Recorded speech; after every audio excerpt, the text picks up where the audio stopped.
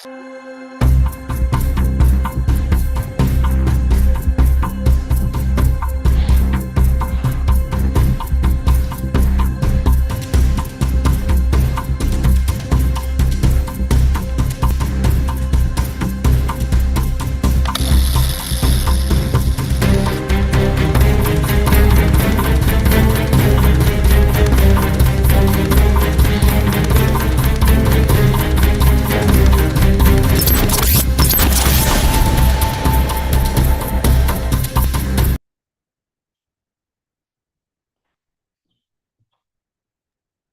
fourth session in the Apologia Strategy 5.0 series. I am Dr. Sarah Buckland Reynolds. I'll be your host for today. I am representing Chosen to Glow Ministries. Thanks for all who took the time here on Zoom and online via YouTube, via Chosen to Glow Ministries to join us. So as we mentioned, today is part 4 of an 8-part monthly series under the 2025 Apologia Strategy 5.0 mentorship program. And as if you have been following us, you know that this workshop series is designed to help to strengthen the faith of both those who are doubting as well as believers. So for our episode today, we actually deepen our discussion with one of the most foundational topics for Christians to respond to. Is Christianity logical? In today's presentation, we will examine how to effectively engage with skeptics with logic and presenting evidence of God's fingerprints in nature all around us. So today we are at the L of the Apologia series, looking at logic and tactics. So our 4th workshop today is based on the theme scripture, Romans 12 verse 2, and be not conformed to this world, but be ye transformed by the renewing of your mind, that ye may prove what is that good and acceptable and perfect will of God. And to help us apply this scripture, we have 2 very special guests tonight. Mr. Bruce Malone, who is an engineer by profession, who has multiple patents. He will be representing Search for the Truth Ministries. And Dan Lasish, if I am pronouncing your name wrongly, could you please correct me, Dan? But all right, but you are an author, apologist, so many hats, a speaker, including for the Oxford Center of Christian Apologetics and other ministries. So as a bonus, and in addition to the presentations, we will be announcing the winners of our 3rd week of our social media competition, where entrants can get opportunities to win great prizes sponsored by the Caribbean Network of Christian Scholars. But before we go any further, we'd like to ask Mr. Buckland, co-director of Chosen to Glow Ministries, to please lead us with an opening prayer. Let us pray. Blessed are you, O Lord God, the God of Abraham, the God of Isaac, and the God of Jacob. We give you thanks for another evening of apologetics. We give you thanks for what we are learning. We pray for the 2 speakers, that you may bless them with a remembrance of all that they have prepared.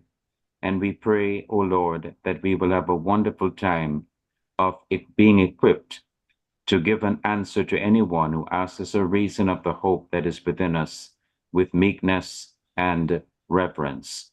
In Jesus' name, amen. Amen. Amen. All right, so just by way of reminding our audience, please ensure your mics are muted through the presentations. And for our YouTube audience, please feel free to begin typing your questions or comments in the live stream chat.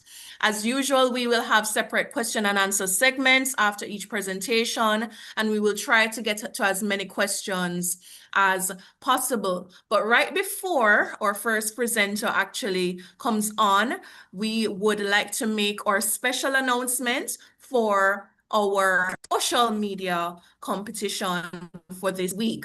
In the interest of time, we will be just showing you our top 2 scores for this week. And just to remind, for those who did not tune in to last week's episode, our Our challenge for this week was for respondents to record a video in 30 to 90 seconds responding to one of the following objections. The first objection was that radiocarbon dating has proven that the Earth is billions of years old and the Bible denies science. Second objection that you could choose was that the Bible references talking snakes. Why should we believe it? And our third objection that you had the choice to actually rebut is just because science cannot explain everything now does not mean it will not explain everything in the future. Your God is a God of the gaps. So our panel of judges, use 4 criteria to judge our entries. One is content, if the video answered the question directly and convincingly. Second, creativity. Does it keep the attention of the viewer? Clarity of the person saying easily understandable. Or conciseness. Is the video within our time limit? All right. And we are already raring to hear our 2 top performers for this week. All right. Our first runner-up is... People say that radiocarbon dating proves the Earth is billions of years old and the Bible denies science. But is that actually true? Let's look at the facts. First, radiocarbon dating only works on things that were once alive, like plants and animals, and only up to about 50,000 years. So it can't be used to prove the Earth is billions of years old. Also, C14 dating has given false results on items that are of known age. Things like freshly killed seals or newly formed lava rocks have been tested and given ages of thousands of years, even though we know they are only a few decades old. That shows that the method is not always reliable. Even more surprising, scientists have found C14 in coal, fossils, and diamonds, things they claim are millions of years old. But that can't be true, because C14 would have decayed completely if they were that old. This actually supports the Bible account of a young Earth. So science doesn't disprove the Bible, it actually supports it when you take a closer look. Wow. So congratulations, Daniel. You have won yourself a consolation prize courtesy of Chosen to Glow Ministries, and we will get in touch with you. Now, yes, we need our applause, don't we? Right. So next up is our winner. Who will that be? The winner for week 3 of our Apologetics challenge is, and the drum roll, great.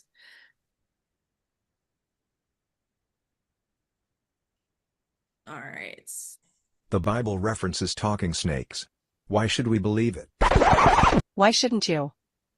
The Bible is not a science book, but when it speaks on scientific matters, it is correct. The Bible is not a history book, but it is historically correct. The Bible is not a geography book, but its geography is spot on. The Bible is accurate in all its prophecies. Who else can accurately foretell the future but God? Why should you reject the Bible on the account of a talking snake when the Bible is correct in every other area? Yes, this is a supernatural event, and the Bible accepts the paranormal as a matter of fact. Satan is a supernatural being and has the power to do supernatural things. Furthermore, if you can believe that something came from nothing, then it shouldn't be a stretch for you to accept the supernatural. Fun fact. Wow, wow, wow. All right, so congratulations to our winner again. Humar, you're on a roll. You're on a roll. So there's a panel of 4 to 5 judges, and we have been looking at the different persons, and for those who are not, he's a repeated winner. So congratulations for your efforts. You have all gone above and beyond to have edits to your videos and trying to make it engaging. So we appreciate that. And you will receive your 5,000 Jamaican dollar gift certificate as courtesy of the Caribbean Network of Christian Scholars. So congrats again to all our entrants. As I said before, we had others. And just for the interest of time, we're only showing 2 today. So congrats to everyone, and thanks again for your entries. Now, without further ado, I will be inviting our first speaker, Bruce Malone, who will be dealing with the topic of fingerprints, God's existence. So evidence in nature and science. Who is God? Fingerprints of God's identity. And in his presentation, Mr. Malone will explore topics such as why can't science operate without God's existence as an implicit assumption? Can we know some characteristics of God by looking at nature? So it definitely promises to be a very interesting talk, looking at these especially from an engineering perspective. And as you would have seen on the screen, we are going to just read a bio quickly of Mr. Malone. So Bruce Malone gave his life to Christ over 25 years ago as the Lord miraculously preserved him through a close call with death. Since that time, Bruce has looked for a deeper purpose in life and realized that rejection of biblical truth, justified by belief in evolution, is the acid which is eating away at the moral foundation of our culture. Bruce spent 30 years working as a research leader for Dow Chemical Corporation. He has a degree in chemical engineering and is responsible for key innovations, which have resulted in 18 patents. All right, but despite all of that, his passion is sharing the relevance and evidence of creation. So he retired early to become the full-time director for Search for the Truth Ministries. He has spoken extensively from secular universities to Christian groups in at least 12 countries, most likely it's more by now. Since 2008, Bruce has given most likely over now 800 lectures to more than 50,000 people. More than 60,000 books on the scientific credibility of creation have been donated to students and prisoners, including to our ministry in 2023. So Bruce brings science alive through stories and demonstrations showing that biblical creation is the most rational explanation for the world around us. He resides in Midland, Michigan with his wife, Robin, and they have 4 children who are all actively serving the Lord. That's so wonderful. And again, we look forward to your presentation, Bruce, and you have the floor. All right. Thank you, Sarah. By the way, thank you for making it so exciting and interesting. I love what you're doing with the students and all of the challenges and so on. Let's see. I'm going to share my slides. Okay. Okay, so by way of introduction, the talk I'm going to have for the next 30 minutes is really very basic, and on its surface, you could even say it's simplistic. And yet the concepts that I'm about to talk about are incredibly powerful and profound. An analogy I'd like to give is the sports teams who often excel to go on to be the tops in their field are the ones who have such a grasp of the basics of their skills that they don't even have to think about them. They just flow naturally from them in any circumstance. And I think I'm speaking mostly to Christians who are continually challenged in their faith that the Bible is a reliable source of truth and reality. And I think we need to have a confidence and not apologize for what God's word says. And the very opening statement is in our entire education system, especially in the Western world, in Jamaica and in America, and Europe, and Australia, New Zealand, it is totally denied and left out that this is a true statement, that there was a start of time. Things are not infinitely old. Time is part of the created universe, but the heavens, which is an ancient word that really means everything above the earth, space, the earth meaning matter. So time, space, and matter have a source. They were created by God. And that is the starting statement of the entire Bible. Now, as I go and I speak in schools and colleges, I understand that people are trained to leave that possibility out. And if you really think about the basics of where did everything come from, that's what we're going to talk about. Where did the universe come from? Where did life come from? Where did the earth come from, and the geology and the rocks? There are only two possibilities if you think of the big picture. One of them is that everything made itself. Natural processes made the universe. Now, in cosmology, that would be the Big Bang. In biology and life, that would be the formation of life from non-living chemicals. For the Earth itself, it would be slow cooling of matter to form the planet that formed the layers that formed the rocks over billions of years. And that's what is taught to students as absolute fact. Now, God could have made the universe in a way that it looked like it made itself, and he would still exist. But that's the exact opposite of what God has done, because the second possibility is that there have been supernatural processes, things that have happened that have not happened by any natural law of science. And it is science that helps us understand which of these two are actually the truth. See, God is not out to hide the truth. He's not out to pretend the truth doesn't exist.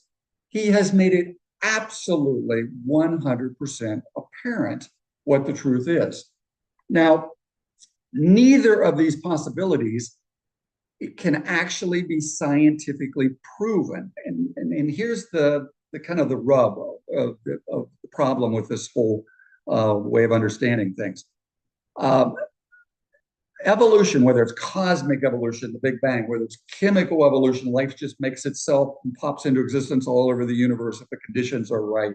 If it's geological and biological evolution, bacteria turned into fish that turned into land animals that turned into us, all of those can't be reproduced. Science is, in its broadest sense, simply studying creation to understand how it operates. And it has to be reproducible. It has to be testable. It has to be able to make predictions to understand whether it's true or not. Now, nobody can go back in time. Nobody has seen the Big Bang. Nobody has ever seen a bacteria turn into anything other than a bacteria. No one has ever seen huge periods of time pass. They are all based on assumptions that are non-reproducible. But science works by what a man named Dr. Karl Popper back in the early 1900s proposed something it's a very classic statement called the white swan test. And it's basically another way of saying, if something's scientific, you have to be able to prove it's wrong. Now, what do we mean by that? Any scientific exploration starts by asking a question and trying to show, is it true or not? And what you're actually trying to do is show that it's not true. And let me explain how that works. Let's say I choose to believe, or my hypothesis is, that all swans are white. Now, how do I use science to decide, is that true or is it not true? Is it a real statement or not? Science can do this, and it does it by collecting observations. Now, suppose I look all over the state of Michigan where I live, and I spend a whole year, and every swan I see is white. Have I proven every swan on Earth is white? Well, I think everybody knows the answer. No, I haven't been everywhere. But what if I now use the internet and I Facebook and I Twitter, friends who Twitter and Facebook their friends, and they use social media, and they get responses back from every nation in the world by hundreds of thousands of people, millions of observations, and everybody has only seen white swans on every location they've looked on the Earth. Have I now proven all swans are white? Well, the answer is no, because we could never be everywhere and know everything. Maybe there's a recessive gene and maybe somebody's lying, or maybe we haven't looked everywhere. But there is a way science can absolutely know what the truth is, and that's if we find a black swan. Now we know my hypothesis was wrong. Now, here's the problem with what's going on throughout our education system. Only examples and observations which support the belief, because it's a belief, it's actually literally a scientific dogma, a religious dogma, that natural processes made everything. Only observations that support something about the Big Bang or the universe having created itself. Only observations that support variations and modifications within animals that supposedly support one animal changing to another are shown to students. And anything that contradicts it is simply relegated to we'll figure it out later, and often not even shown to students. And yet at the very heart of this issue are these enormous black swans that are based on the most repeatable, observable observations of science. Now, here's where we get to the characteristics of God. God made the universe in such a way that we would know he exists, because God is a God of truth, and he wants us to know the truth. And the very first command to Adam and Eve, when he made literal people, not bacteria that turned into people, but he made human beings to be in his image, to have creativity, to have intelligence, to create languages, to have empathy, far beyond any other animal. In his image, he told them to take dominion over creation. Now, that ancient word means to study, understand, and control. That is science. God told us to do science. Why? So we would know he exists, not wonder, not believe. We are held accountable for knowing God exists. Now, here's some statements by very well-known scientists. Kansas, about 20 years ago, passed a law that wanted to have a balanced viewpoint where students could see the evidence for creation along with the evidence for evolution. The news media went ballistic, the academic world went crazy. Eventually, that whole education council was thrown out, and we went back to the pure evolution indoctrination in the education system. But in the midst of that controversy, here's a statement by someone defending evolution. He said, even if all data points to an intelligent designer, in other words, God, we have to exclude it. We can't let students hear it or see it because it's not naturalistic. You see, God is a God of truth. If we're looking for truth, I believe we're going to find it, because the very laws of science point us to the fact and reality we have a creator. Here's one of the most famous atheists promoting evolutionary atheism of today. He's written multiple books. In a lecture at George Washington University, he made this statement: we don't need evidence, we know it to be true. And he's speaking of evolution. Now, he's actually being consistent, because if you choose to leave God out, if you choose to leave the only other possibility, if the universe didn't make itself, there has to have been a creator, then the only thing left is evolution. So he knows it's true only because he's left out the only other possibility. See, that's religion. That's not science. And we have to help the people understand that around us. Now, here's what I'm referring to about God, both holding us accountable and making it obvious what the truth is. He says, what may be known about God is, this is Romans 1, verses 19. What we've known about him is obvious because it's been seen from the creation of the world, being understood by what has made. By studying creation, we can know God exists. Not only that, we can know his power if you look at the size and scope and complexity of everything from the DNA to the molecules of life, to the structure of the universe, to the complexity of even a simple organism. So everyone is without excuse for belief in God. Now, one of the early questions Sarah put up there was, well, this is just the God of the gaps. Science can't answer it, but that doesn't mean we won't someday. Well, that means it's faith. It's one faith versus another, not science versus religion. It's two religions. But where does science actually point us? back to the question of where did everything come from. Either it made itself, all the time, space, energy, matter. And here's a scientist explaining this.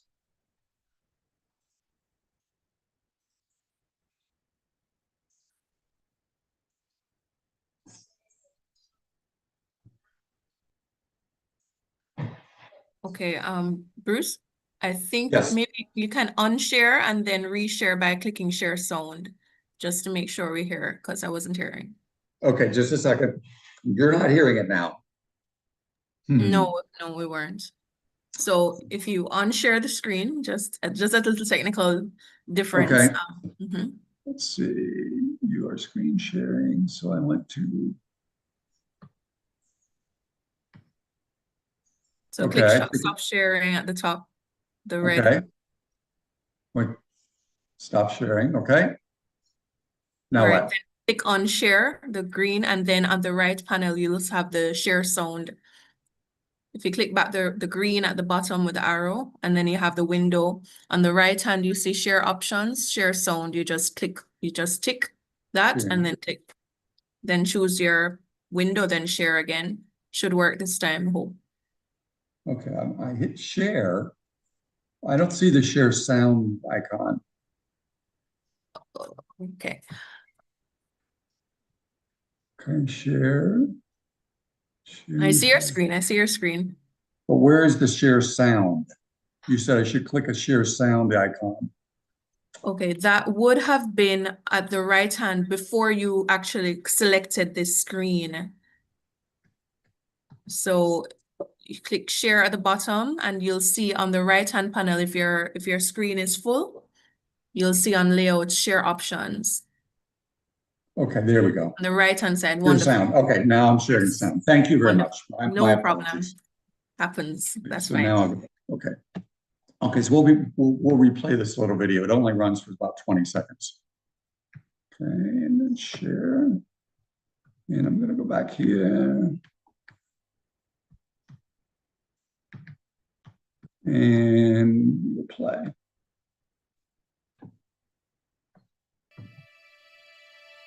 I'm Jana, and I'm a professor of physics and astronomy. I work on where it all started. The simplest picture of the Big Bang starts with nothing. There's really nothing. There's no space, there's no time, there's no matter, there's no energy. It's nothing, but the potential to exist. And out of that bursts the universe. Time starts, space is created, all of the matter and the energy in the universe is born at that moment. In the first minute fraction of a second, the universe inflates. Okay, now that's, I just wanted to share the beginning of this. This is a PhD cosmologist teaching where everything came from. Now, why did she say in the beginning there was nothing? Absolutely nothing. Because if someone who leaves the possibility that God exists out starts with something, they have to explain where the something came from. Now, the most tested, most observed, most confirmed law of all science that crosses every scientific discipline is that matter and energy can never be created and never be destroyed. It has been tested hundreds of thousands of times. No particle accelerator, no experiment, no observation has ever contradicted this. We can turn matter into energy, energy into matter, but we get the equivalent amount we've started with. So we absolutely know, based on observing creation, that it couldn't have made itself. Now, just for simplicity, I want you to think about, I have a large jar here. Now, if I were to take this jar and put a stopper and hook it up to a vacuum pump and suck every single molecule of matter out of the jar, so it contains absolutely nothing, no matter. And now if I put it in total absolute darkness, so there's no electromagnetic energy, no matter, no energy, if I come back an hour later, a year later, 1,000 years later, 1,000,000 years later, is there going to be something inside of this container? Everybody knows the truth. Nothing can do nothing. Nothing can become nothing. You see, if she had evidence for what she just said is a scientific fact, the Big Bang, the universe started from nothing, she would have showed the evidence. It's a story, it's a belief, but it's a belief that contradicts what we know about science. It's a black swan. You see, this is simple. It's not profound. You don't have to be a scientist. You don't have to be some enormously intelligent, brilliant person to understand these concepts. Everybody from a small child to a PhD physicist is held accountable for knowing the truth. God exists. And he's done things in such a way that we will know he exists by observing creation. Now, just a couple examples from the biological world. Where did life come from? You see, the simplest cell it's a profoundly, incredibly complex system of machines. Now, this is a representation of a bacteria, and in the text just points out a few of the hundreds and hundreds of different parts of a cell that it needs, every single one of them, in order to reproduce itself and maintain life. But it's got to have a membrane that lets the right things in and is able to eliminate the waste products. It's got little machines that move things around. It's got a library of information. It's got energy manufacturing areas. It's got chemical complex manufacturing areas. And each of the little machines has a very specific exact shape. There are thousands of parts, and the most common type of chemical that form the exact structure needed. I mean, think of a watch or think of a cell phone. The cell phone works because of the parts inside of it are exactly the right shape to do exactly the right things. And the programming is there because of intelligence. No programmer thinks they can just randomly change some bits and some bytes of a program and it's going to become an improved program. And yet all of these specifically designed parts that are being controlled by a very specifically designed program all have to be there all at the same time. It is a system.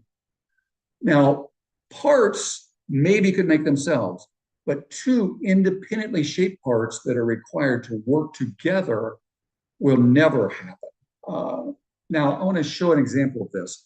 This is a bacteria that was found deep in the rock layers, so it would have been one of the supposed earliest forms of life. And as they started to do X-ray and electron microscope work on what they found inside of this bacteria, they realized it has 7 purple, perfectly formed gears at its rear end, surrounded by 21 little green gears. Now, in order for these to operate, they have to be exactly the right shape and exactly the right size. Proteins are these complex molecules that are lined up by like 20 little Lego blocks where everyone has to be in the right shape to form the final little machine that's the right shape. And those spin little hairs that form a propeller that drive the bacteria around. What spins the gears? It turns out, after about 10 years of studies, scientists discovered there are 40 different proteins that make up a little molecular motor. Now, we should be in awe of the creativity of the mind who could have created such a thing. Is another characteristic of God we can learn from creation. His creativity and genius in producing things is beyond our comprehension.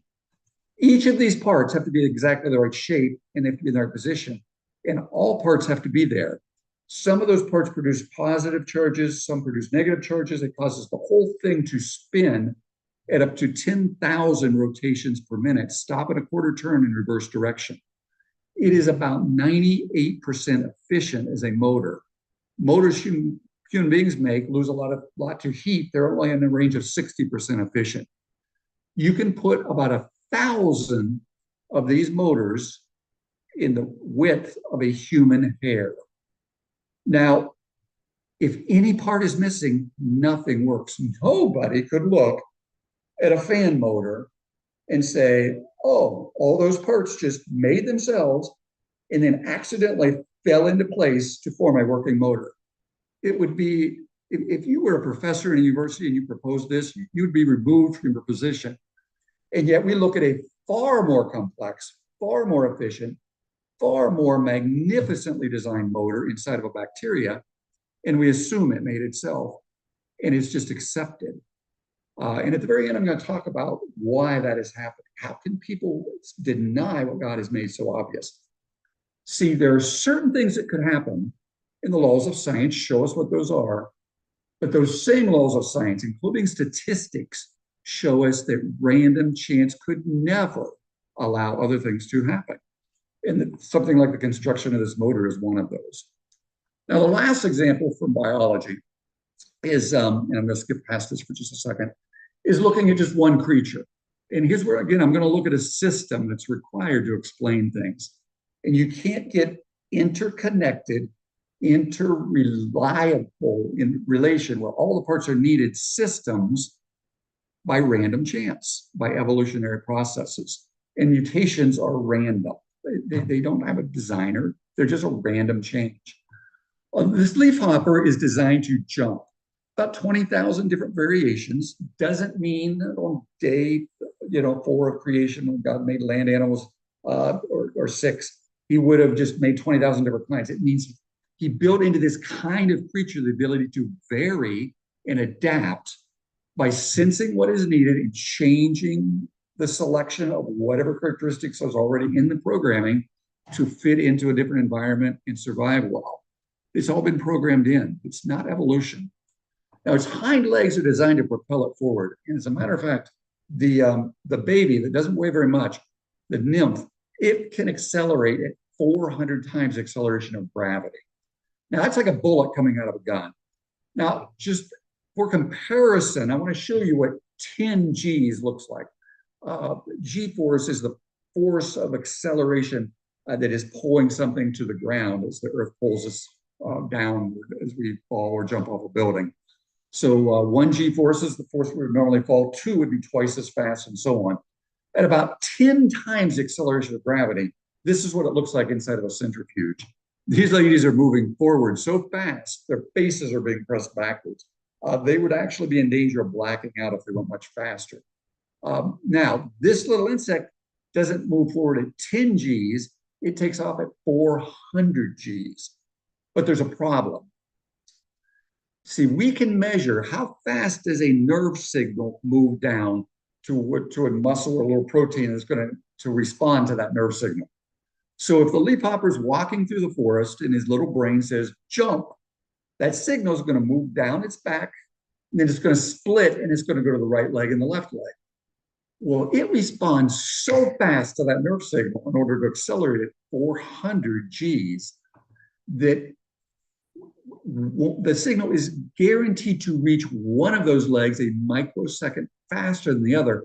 It's going to respond so fast, one of those legs is going to shove before the other one starts.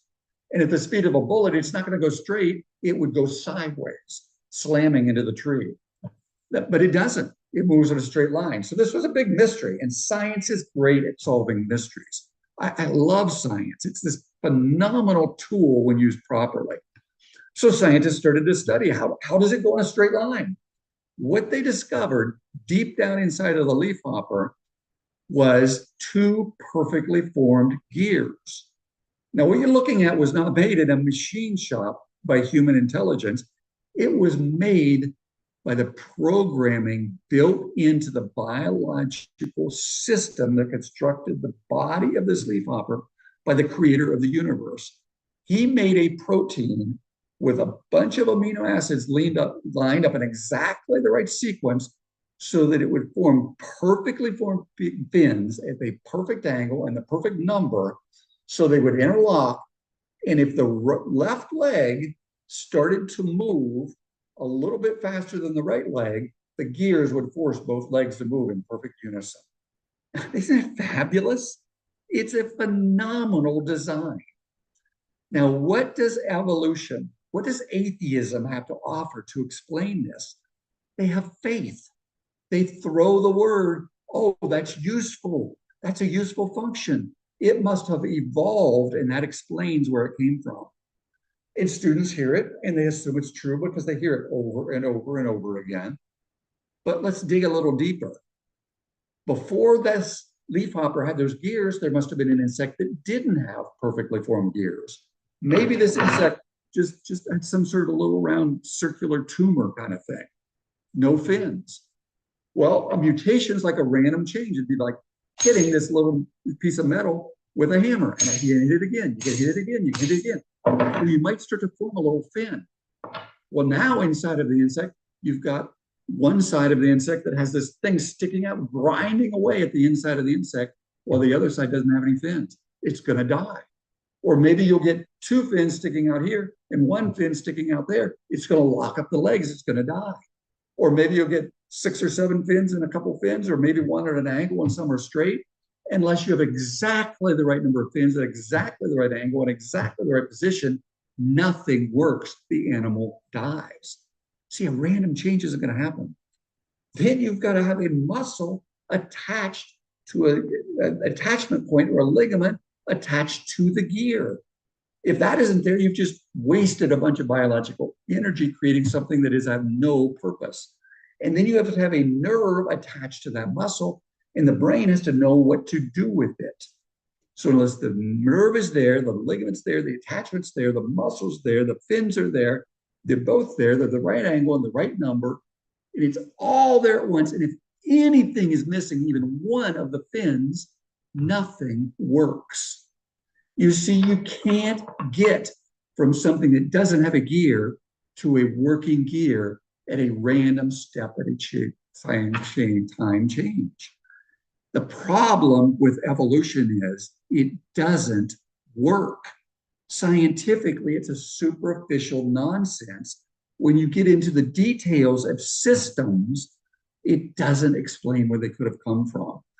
And it directly contradicts and denies what God has told us he has done, which is to have created life in all of its varieties and forms. Now, I'm going to get to why people can't see the obvious at the very end. Just one quick example from geology. But honestly, geology is the biggest holdup for most people because we are told the rock layers of the earth are millions and billions of years old over and over and over again. We've told life makes itself over and over and over again. We hear about the Big Bang over and over and over again. And we just, if we don't hear any alternative, assume it must be true. But the Bible talks more about a global, world-covering, one-time supernatural event called the worldwide flood more than the creation of the entire universe. It appears in the Bible from cover to cover, all the way from the book of Peter, one of the last books in the Bible, to 3 chapters in Genesis. In the Proverbs, Jesus refers to the flood always as a real event of earth history. Well, a flood that covered the earth would have totally pulverized and resurfaced this planet. If there were evidence for millions of years in the rock layers, it would have ripped everything up and redistributed them, and that evidence would be gone anyway. It would have distributed fossils worldwide as trillions of animals and plants were ripped up and buried under things that were moving around. It would have created extensive rock layers as waves, probably a mile deep, swept across entire continents as the water levels rose and ocean water was poured up and over the continents during the flood. There would have been massive coal fields created as plants across the planet were compacted and forming coal, which, by the way, we can do in laboratories in a matter of weeks and months. It does not take millions of years. And this was not a 40 days and 40 nights, it was over. It was a year-long event. Later in the flood, it says the mountains rose up, the Himalayas, the Rockies, the Andes. They did not exist before the flood. There are seashells at the top of Mount Everest and all the other mountain chains of the world. They're made of sedimentary rock formed underwater. As those continents were moving and shoving up the mountains, the waters rushed off the earth, creating massive river valleys, massive erosion across the earth. And all this volcanism, all this land movement would have warmed the ocean, creating massive evaporation, driving an ice age immediately following the flood. So all of Earth history is misinterpreted if we leave out this key event, which the Bible tells us was a true event of history. But how do we know if it's true? By using science. Now, one example. Now, this example is now coming up on 25 years old. A paleontologist, Dr. Mary Schweitzer, was working to unearth a Tyrannosaurus rex in Montana. As she was lifting out the largest bone in the body, it broke. She actually said it smelled like rotted garbage. So she was very curious, went back, found what was honestly fresh looking tissue, undecayed blood cells, undecayed blood vessels, soft, stretchy, like collagen materials, things that we know how fast they decay and disappear. We can do testable, repeatable science and know these things could not last millions of years. And yet she found them inside of the dinosaur bone. She sat on this for 5 years, kept testing and retesting because she knew what the response would be. Everybody's taught there's never been a dinosaur here on Earth for 65 or more million years. So this material couldn't be there, and she knew it. She finally published her paper with the pictures, the data, the procedures, locked it down. It was definitely dinosaur tissue, created a huge controversy that raged for a number of years. But she later showed that this was not bacterial contamination. It had pieces of DNA. It had that was reptilian. It had collagens that were not characteristic of bacteria and proteins. So everything pointed to this was dinosaur tissue. Now, we also have since discovered that these dinosaurs, when we find blood in and other fossils in their capillaries, the blood is packed in and clotted inside of the blood vessels and capillaries. The only time this happens is when something drowns and it is laying in a fluid solution. Otherwise, gravity pulls the blood to the bottom of a creature and it empties the capillaries and blood vessels. It's only when they're underwater where the blood clots in place in the capillaries. These animals died by drowning. Very interesting. I'm going to jump past this because we're running out of time. Since that time, we've continued to look. We've found undecayed nerve osteocytes or bone-making cells, very, very fragile structures. Looking in a Triceratops form, Dr. Mark Armitage, he's actually found pictures of small parasitic worms eating the blood cells of fossilized dinosaurs. I mean, this tissue is so fresh, there's still animals eating the biological material inside of the dinosaur bones. One last thing. Dr. Mary Schweitzer has been trained. The rock layers are millions and hundreds of millions and billions of years old. So she's just, everything she does, she interprets through that lens, okay? So she designed an experiment where she took some chicken blood or ostrich blood and bones, put them on a lab bench. She put in anticoagulants so the blood wouldn't coagulate. She spun the blood cells down in a centrifuge to break open the blood cells. She chemically treated the blood so that the iron inside of the hemoglobin would become reactive. And then she knew chemically reactive iron can react with proteins and they can preserve the tissue longer. And she increased the expected lifetime of proteins from the 10,000 or so range up into the 100,000 or so range.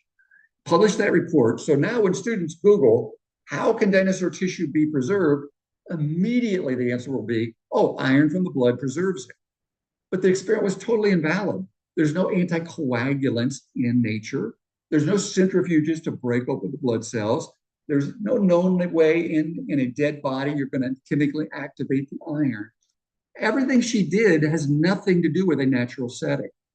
So she designed an experiment to give the answer she needed to hang on to her faith rather than taking the evidence to where it should lead her to a conclusion. Those bones aren't that old. And we've now found dinosaur tissue, we've found undecayed proteins in hundreds of fossils. We have found, as we start to dig through fossils like trilobites, which we believe can be in the range of 200 and 300 million years old, organisms approaching a supposed 500 million years in age, that there's still undecayed testable protein chains inside of these creatures. They can't be as old as we're told. See, science points to the reality that God's word is a book of truth. There's been a flood. The rock layers were laid down by this flood in the range of 5,000 years ago. Things are not millions of years old. It's being misinterpreted because we're leaving out what God has told us, and we're starting from the wrong basis. So all of this evidence is available. Why can intelligent teachers and scientists and researchers, how can they get it so long? Now, I'm up to my 30-minute mark right now. I want to take just the last 3 minutes and I want to show a little video of a man. He's got a website called Smarter Every Day. And he did a little film about how we are trained to think, how hard it is to think in any other way than the way we're trained. Remember the world around you. The entire academic world is training generation after generation to leave God out of their thinking and explain everything by natural processes. Wherever there's a black swan, it's ignored or denied or just shoved off. We'll figure that out later. And therefore, their whole brain forms a network of interpreting everything, even Christians, by denying what God's word actually says. I want you to watch this little video and think about the profound nature of what it's showing us. And as a lead up, the man who was the first man to teach psychology, how does the human brain work, and teach it at Harvard University in the late 1800s, was a man named Dr. William James. Here was his conclusion about how the human brain works for drawing what it comes to believe to be true. He said, there is nothing too absurd to be believed if it's simply repeated often enough. You could train people to believe nothing could turn into everything. You just say it over and over again. You could train them to believe that biological tissue could survive for millions of years if you just teach it over and over and over again. You could teach them that the complex systems of life and bacteria could just appear from non-living chemicals, in spite of every experiment ever done showing it can't be true, if you just teach it over and over and over again. And then we're surprised as the world becomes more and more atheistic in both its behavior and its thinking. Now watch this little video that illustrates this point in a very profound and powerful way. Hey, it's me, Destin. Welcome back to Smarter Every Day. You've heard people say it's just like riding a bike, meaning it's really easy and you can't forget how to do it, right? Everything changed, though, when my friend Barney called me 25 years later. Where I work, the welders are geniuses and they like to play jokes on the engineers. He had a challenge for me. He had built a special bicycle and he wanted me to try to ride it. He had only changed one thing. When you turn the handlebar to the left, the wheel goes to the right. When you turn it to the right, the wheel goes to the left. I thought this would be easy, so I hopped on the bike ready to demonstrate how quickly I could conquer this. And here he is, ladies and gentlemen, Mr. Destin Sandlin. First attempt riding the bicycle. All right. So the faster I go, the better. Yeah. I couldn't do it. You can see that I'm laughing, but I'm actually really frustrated. In this moment, I had a really deep revelation. My thinking was in a rut. This bike revealed a very deep truth to me. I had the knowledge of how to operate the bike, but I did not have the understanding. Therefore, knowledge is not understanding. The algorithm that's associated with riding a bike in your brain is just that complicated. Think about it. Downwards force on the pedals, leaning your whole body, pulling and pushing the handlebars, gyroscopic precession in the wheels, every single force is part of this algorithm. And if you change any one part, it affects the entire control system. I do not make definitive statements that often, but I'm telling you right now, you cannot ride this bicycle. You might think you can, but you can't. I know this because I'm often asked to speak at universities and conferences, and I take the bike with me.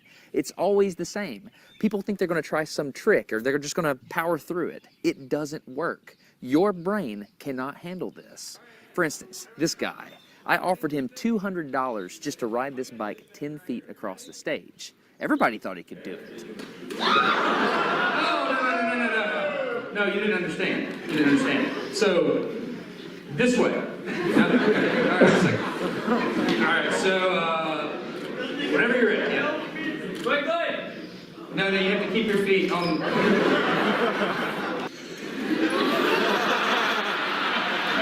Just keep your feet on the pedals. Yeah.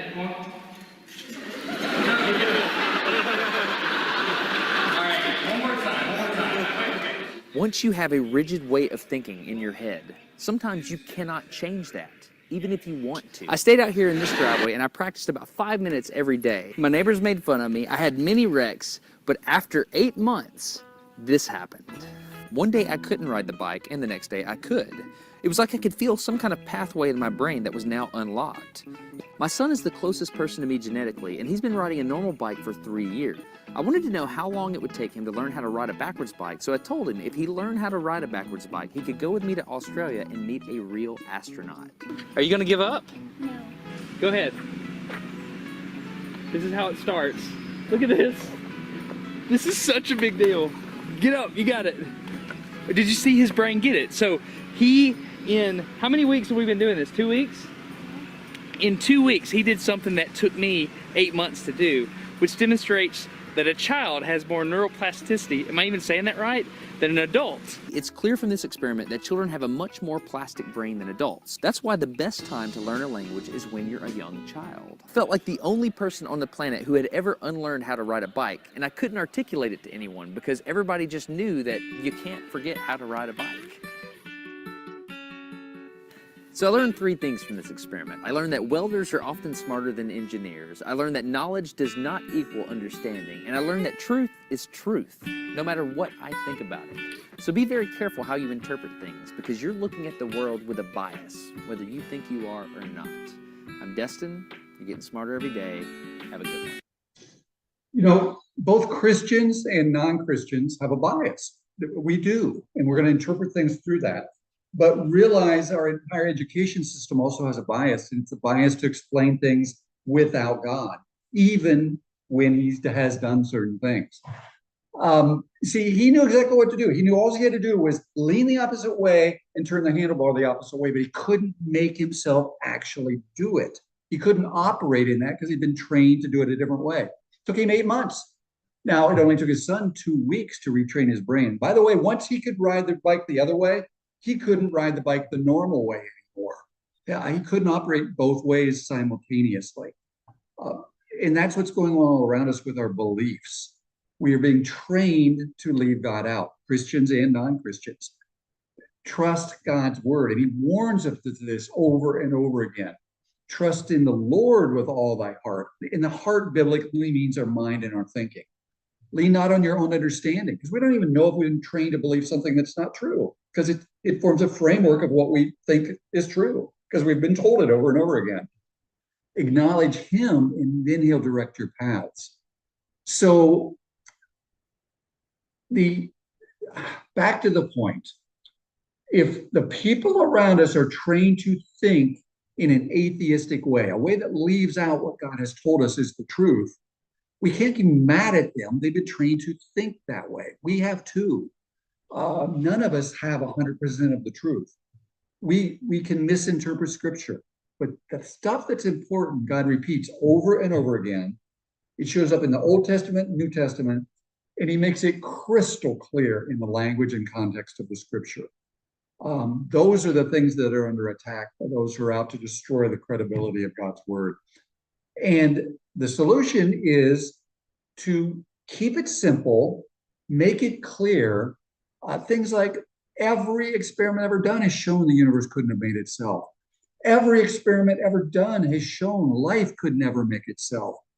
Every experiment ever done has shown systems that require complex, interrelated parts could never make themselves. So science is great for understanding the operation of the universe, but certain things God has done so we can use science and know they couldn't have done themselves. And that's the power of creation for bringing people into the truth of God's existence and his nature. So I hope that helped. And I know I went a little bit over time, but I want to leave time for questions. So. Wow. Thank you so much for your enlightening presentation, and thank you for the illustration at the end. It was quite engaging and powerful. So, but to help us digest, as Bruce mentioned, we are now in our Q&A session, and I invite everyone here on Zoom and those who are online the many persons who are online to also post their questions. And while we check the chat for questions, let me just start off with a few of my own. All right, so one of the things that I heard you say, which is also in the Bible, you mentioned the statement, everyone is without excuse for not believing God. Some persons because of what he has made. He gives a reason why we're without excuse. Okay, but some persons might argue cultures came and went and never heard of God, so they cannot be responsible. How would you respond to that objection? That's a great question. The world's filled with evil and death and babies dying and natural disasters. And there's lots of cultures that have never heard of Jesus Christ. So how could God be so mean as to punish them? Because everybody, no matter where they live, can look out and they can see what God has made. Whether it's a young child, whether it's an old man, whether it's someone that lived 4,000 years ago, whether it's someone who lives today, a college professor, a worker in the street, they can all see the complexity of life. They can all see the beauty of nature. And they all can inherently know there's something behind it, an intelligence, a source of creativity and power. Because we can look at what's been made. We can look at the scope and the size of the universe. And you don't have to be a professor to be stunned by it all. So because we can see it and inherently know there has to be a creator, we also know that we have a creator, and therefore we know we are accountable to that creator. It's inherent to every human being. And yet, because from Adam and Eve on, we have chosen to reject God. We've chosen to say, I don't want you to make the rules. I want to make the rules. We also choose to deny, A, that he is a creator, and B, that there is also a moral truth and reality. There are unbreakable moral laws, just like there are unbreakable physical laws of science. And we can see those in operation too. I mean, nobody has someone come and steal their wife and they say, oh, that's okay. Or nobody would come and have someone murder their children and say, oh, I don't mind. I guess he just wanted to do that. Nobody will come and take something that you have spent years working hard to produce and just steal it from you. And you say, that's fine. I don't have a problem with that. Everybody inherently knows all of those things are wrong. Why? If we're just hydrogen gas that turned into chemicals, that turned into bacteria, that turned into fish, that turned into monkeys, that turned into people, who decides what's right and what's wrong? We decide for ourselves if we're just hydrogen gas. There is no moral right and moral wrong, but nobody can live like that. You take the most avid atheist and you steal his wallet and he gets upset. Why? That person's just doing what they want to do. You see, it's a moral absolute, and we are held accountable for our choices. And all of us know inherently we are guilty for having rejected the moral absolutes that God has put on our hearts. Thank you for that eloquent answer. All right, so I do see at least a comment online, but let me just still squeeze in another question here before that. All right, so you referred a lot to science, but what if a skeptic says, how can miracles be real if they contradict science? The Bible deals with miracles, and you are using science as a basis to point to God, but miracles violate science. How can it be real? The person asking that question doesn't understand the purpose or the definition of science. Science has to be testable, reproducible, and measurable, okay? But let's look at the basic questions I asked. Where did the time, space, energy, and matter that make up the universe, everything we can touch, feel, test, and hear, where did it come from? You see, science can't answer that question. And yet, all that very person that asked that question, I bet they will tell you they believe the Big Bang is what made everything. The Big Bang explains it. Well, see, that's not science. So in a way, he's right. We cannot prove God's existence using science. We cannot prove the Bible was correct using science, but that's not how science works. If you have two possibilities, that God did certain things, as he said in the Bible, created life, created the universe, there was a worldwide flood, or everything made itself. Natural processes did it. Those really are the only two options. If this box represents the universe, either it made itself or something outside the box made it. Science can show us which one of those choices cannot possibly be true. That's the black swan. That only leaves the other possibility. That's all someone who truly believes in science and believes in creation is asking of our education system. Show the students all of the information and let them draw their own conclusions. What is the truth? See, we shouldn't be looking at what is science proving. What we should be looking for is how can we use science to learn what is the truth? And we can do that by showing which, when we have two possibilities, which one can't possibly be true. All right. Just want to remind, thank you so much for that. Just want to remind those in here as well to please post your comments or questions, but let us go on to the ones at YouTube and whatever other questions that you have. Mr. Reynolds. Hello, good night, everyone. In terms of YouTube, I saw two comments generally, essentially saying, wow, the awesomeness of God. And thank you so much, Dr. Malone. Your presentation was exceptional. But I do have one question here. This is basically saying, how can you say that atheists think nothing started universe?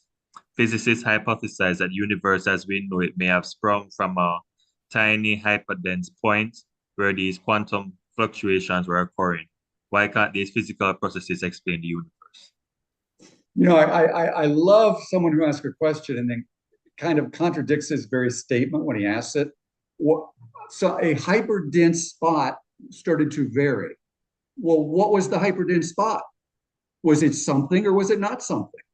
You see, his very language is describing something. Where did that something come from? Those who really understand the Big Bang, like that video I showed of Jana, who's a cosmologist, physicist, PhD, she admits what they have to start with.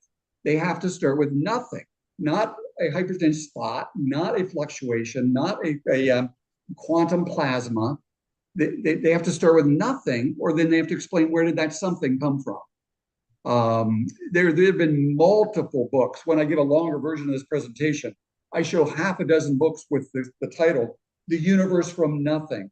Stephen Hawking's claiming everything came from nothing. Lawrence Krauss, who lectures across university settings in the United States in physics, talking about everything came from nothing.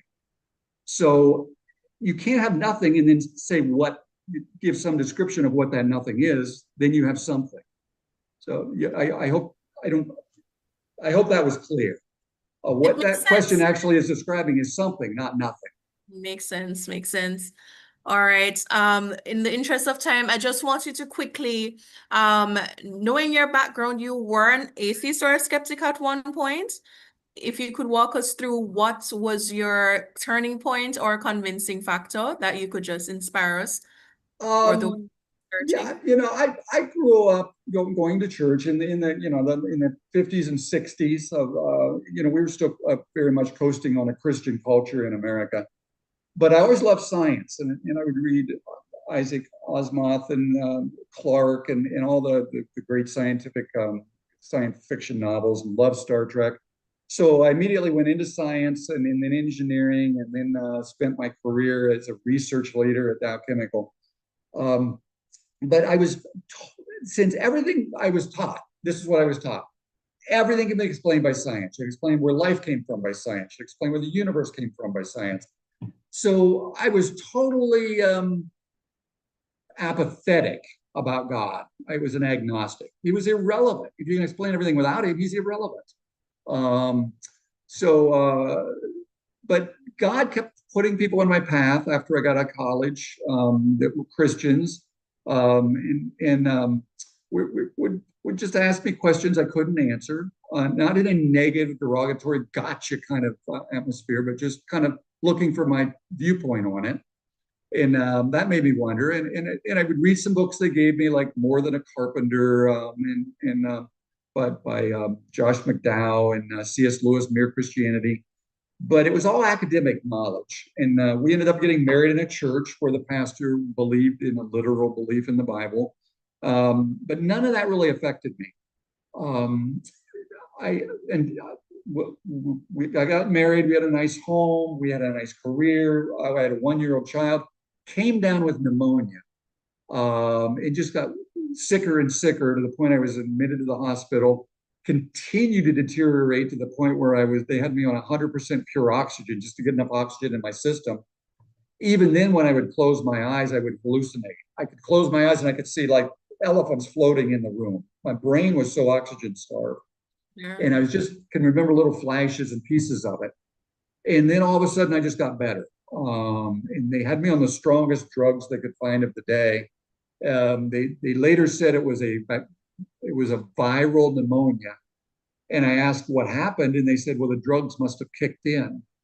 But see, that's nonsense. Even the medical community will speak gobbledygook when they don't have an explanation, because if it's a virus, antibacterial drugs aren't going to have any effect, no matter what happens.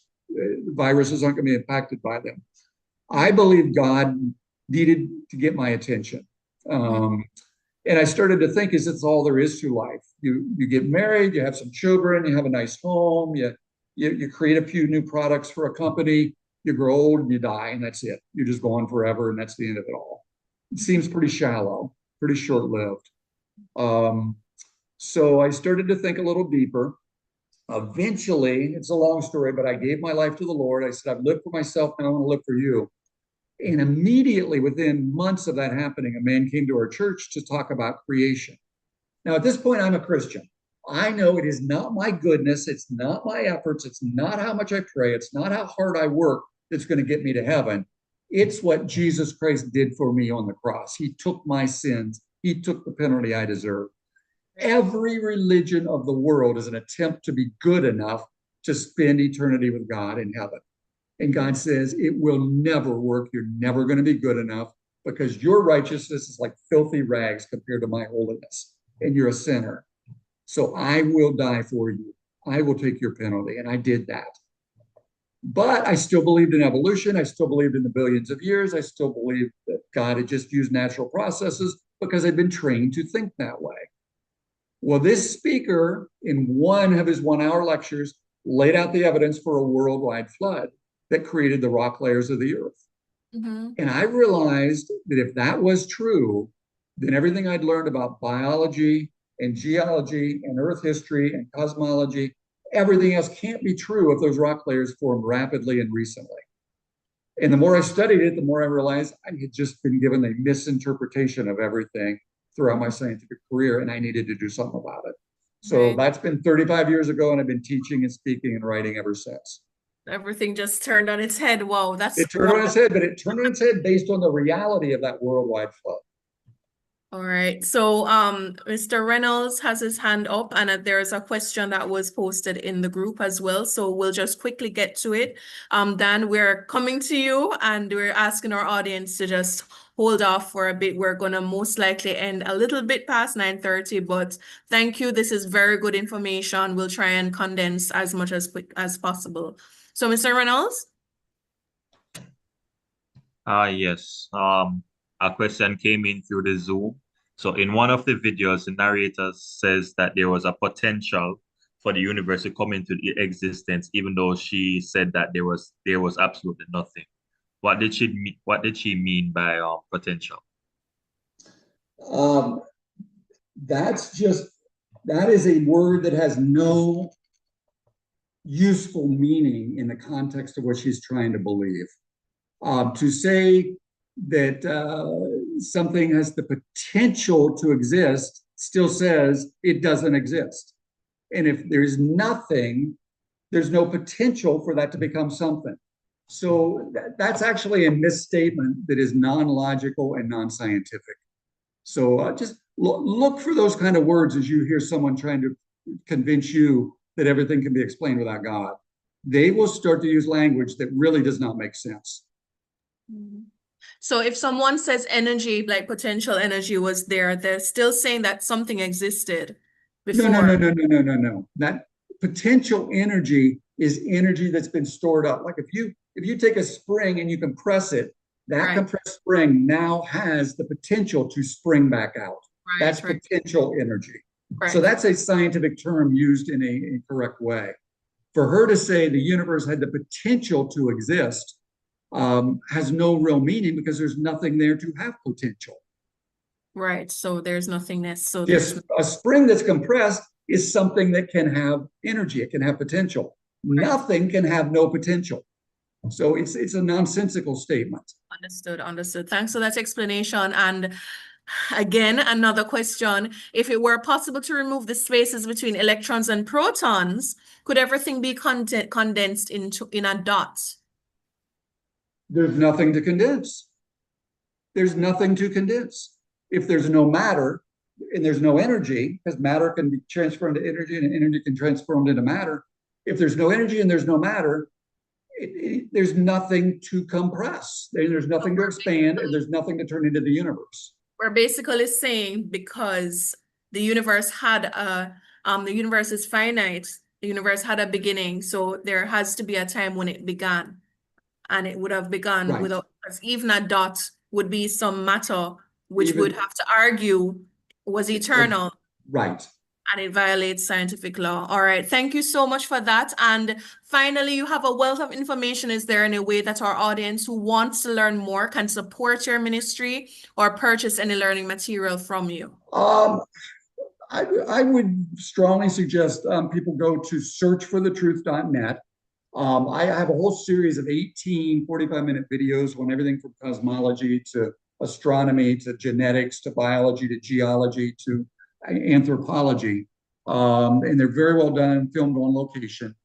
My quarterly newsletters are on that website, searchforthetruth.net, and these are the curriculum. And I've just recently published a book called A Christian's Guide to Refuting Evolution, where I go through all the textbook examples of cosmic evolution, biological evolution, geological evolution, chemical evolution, and I show what's being left out. I'm showing what's not being shown to students. I'm showing the black swans that show these things can't be true. So that can be obtained on my website also. So those are just good resources for folks watching. Searchforthetruth.net. Wonderful. Thank you so much again, Mr. Malone. We appreciate your time and effort and your ministry. May God continue to bless you and your family. Thank you, Sarah. Yes. All right. So that was a whole lot of information. We're just going to briefly break here and invite you to support our channel, Chosen to Glow Ministries YouTube. If you could pause, take a moment to like our channel or subscribe so that more persons can view our videos and the truth can be reached to a wider audience. All right, so thank you for your support. So we have information on how just clearly creation shows the glory of God, and our second presentation examines how to use this information in engaging atheism and relativism with sound reasoning. So our next guest should answer questions such as, what would you expect to see if God exists? How can we handle tough questions from atheists? To help us understand this, we have our special speaker recommended from the Oxford Center for Christian Apologetics, Dan Lasish. Dan, could you please let me know if I'm pronouncing your name correctly? You've got it right. Did wonderful. All right. So before we come on, let me just give the audience a brief background about you. I am going to share my screen quickly and move to your slide.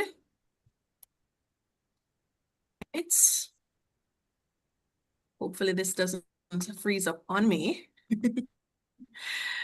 All right, so Dan Lasish is Dr. Dan Lasish is an author, father, and speaker in apologetics, holding theological degrees, a Doctor of Ministry degree from Reformed Theological Seminary. He has served as adjunct faculty at Belhaven University in Orlando, teaching Bible and theology, and at International Leadership University in Burundi, Africa.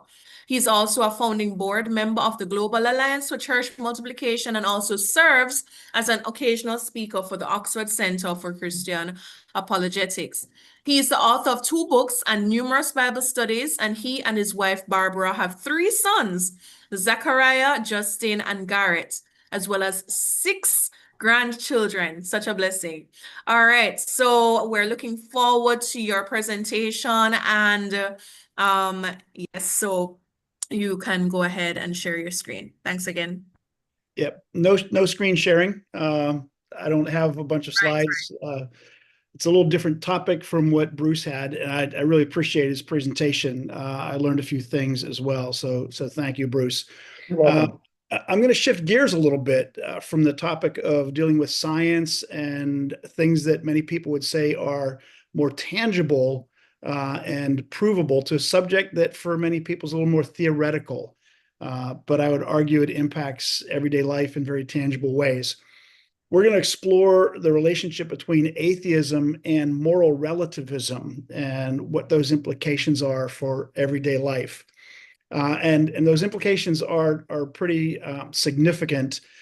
We live in a time when, even as Bruce alluded to, when people are basically doing whatever they want to do and not giving any consideration to what God has laid down as the right way to live, how for human beings to flourish. So there's a famous quote from the Russian author Dostoevsky in his book, The Brothers Karamazov. And it says, "Without God, all things are permitted."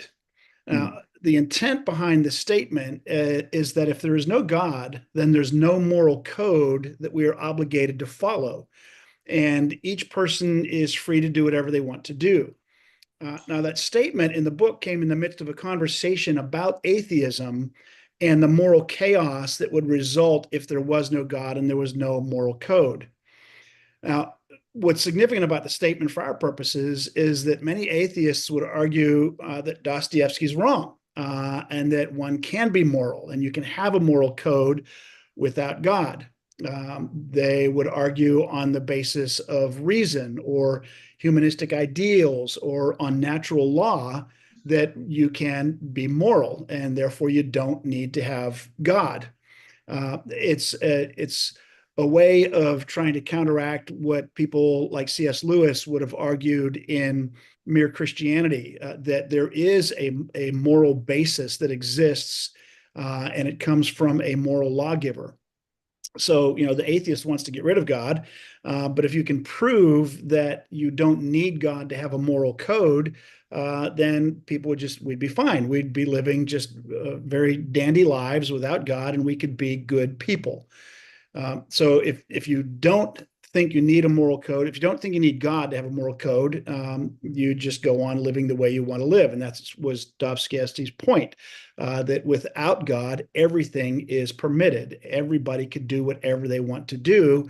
There's nothing to say that what you do is wrong and what somebody else does is right, or vice versa.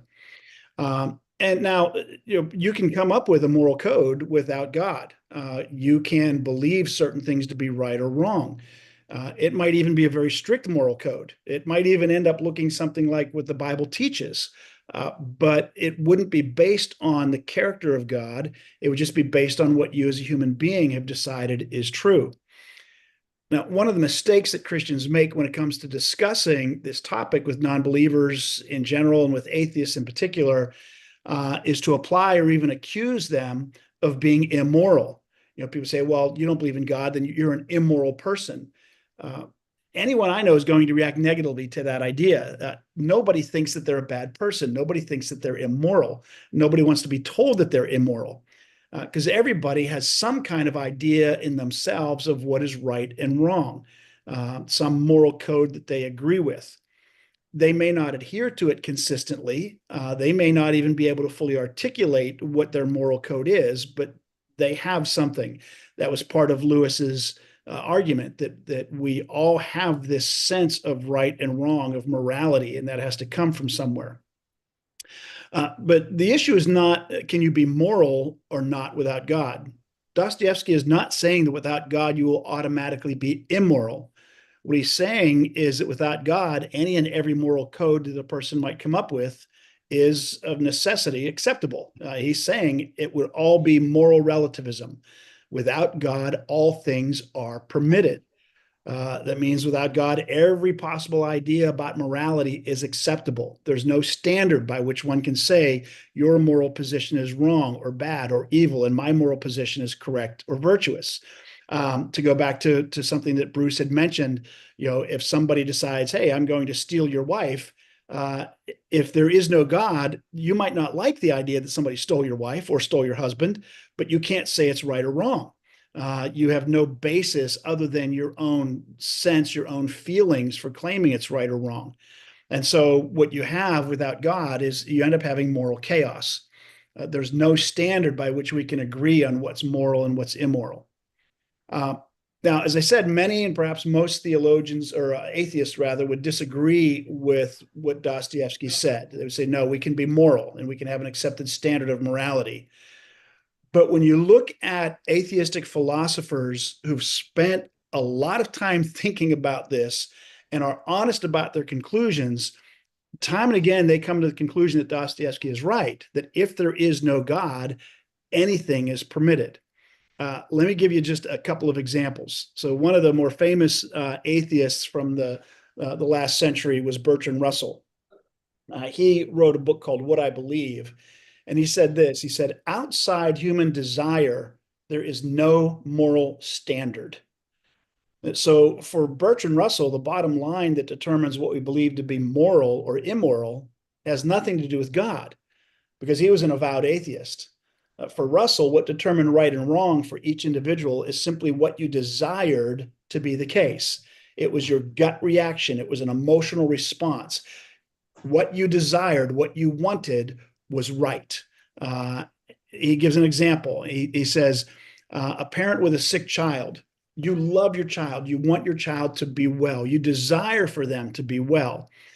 But Russell argues that there's nothing in ethical theory that can demonstrate that your child should be cured, that it is the right absolute thing. He says you can't demonstrate based on ethical theory that it would be better if your child is cured, that it's the right thing. We might argue that of course it's better if your child is cured. But what if we could project into the future and discover that in fact your child will grow up to become a second Adolf Hitler? Would it be better for your child to live and be cured, or would it be better for the world if your child died? So Russell would use that as an example to say, you think it's the right thing because you love your child and that's what you desire. But we could actually make the case that no, it's better if your child died for everybody else.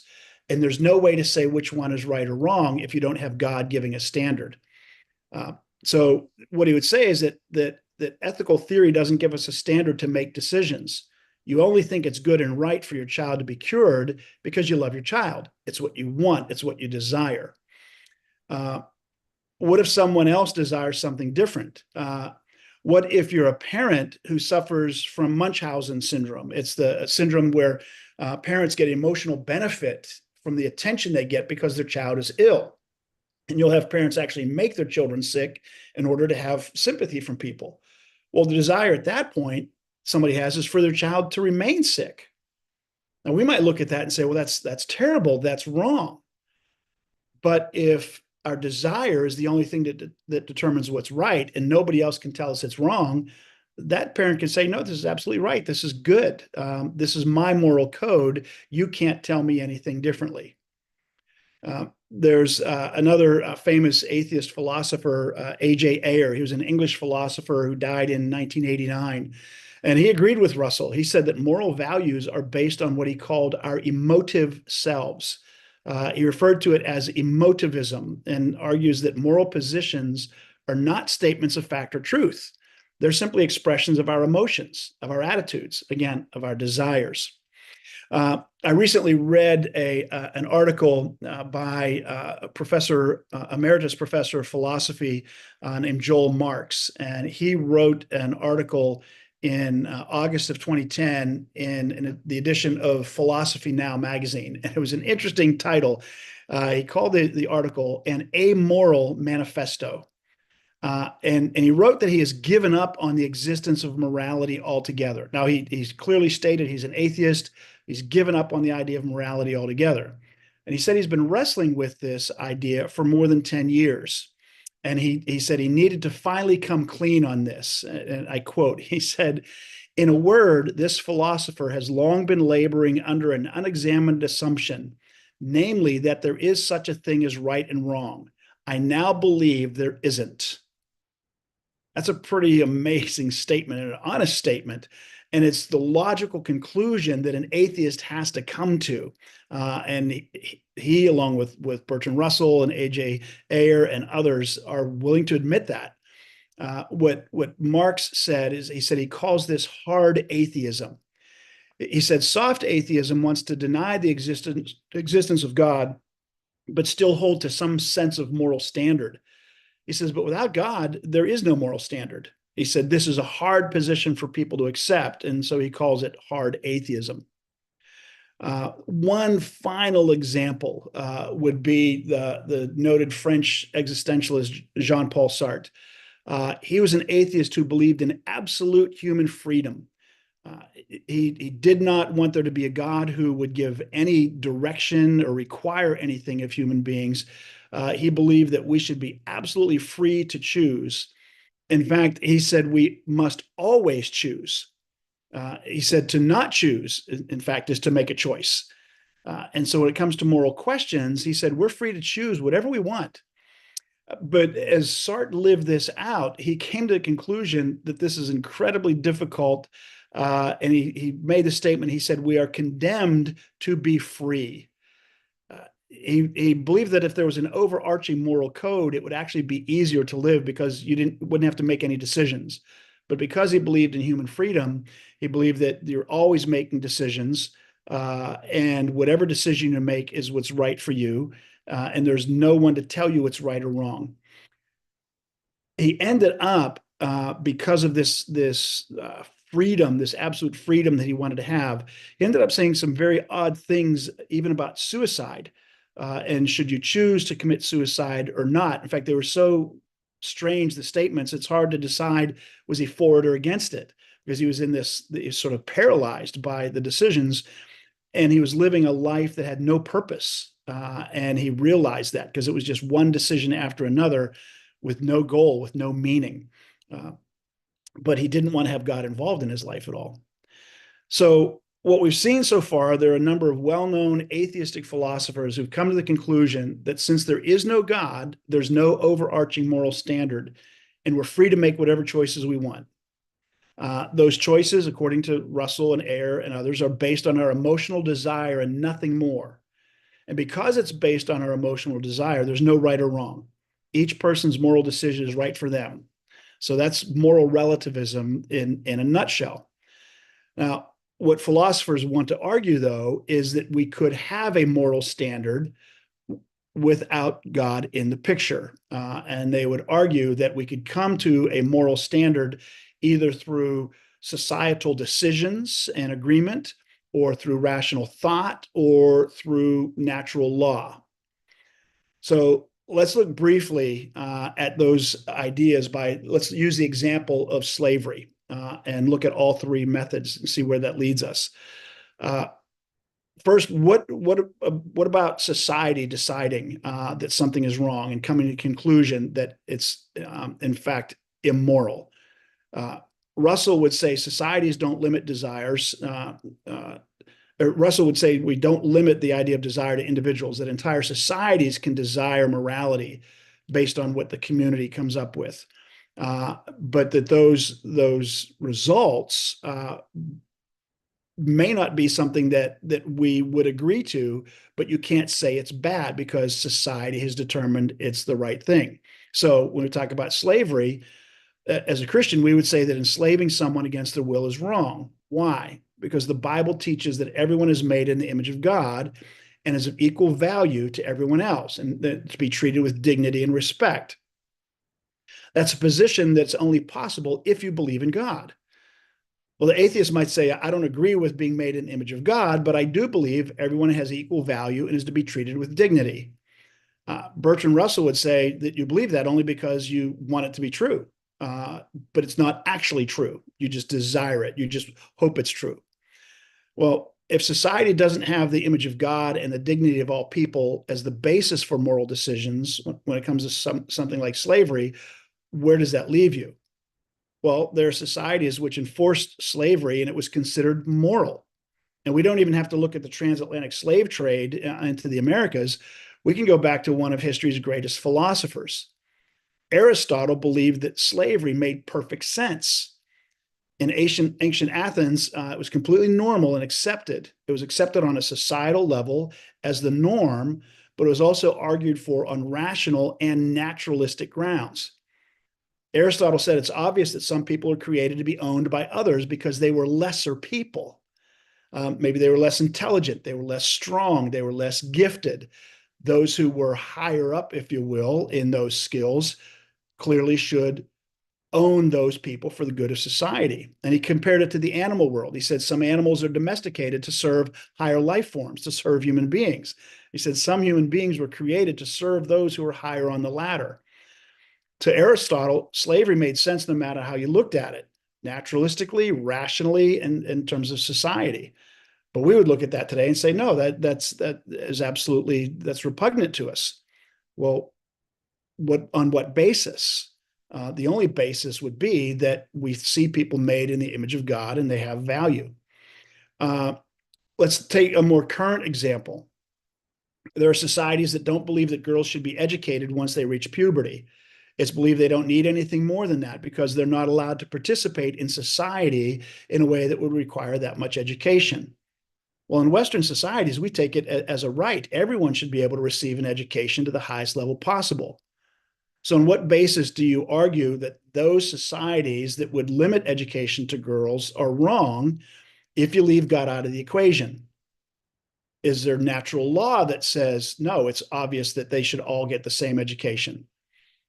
I could argue that every species on the planet leaves the role of child rearing to women. So why do they need education?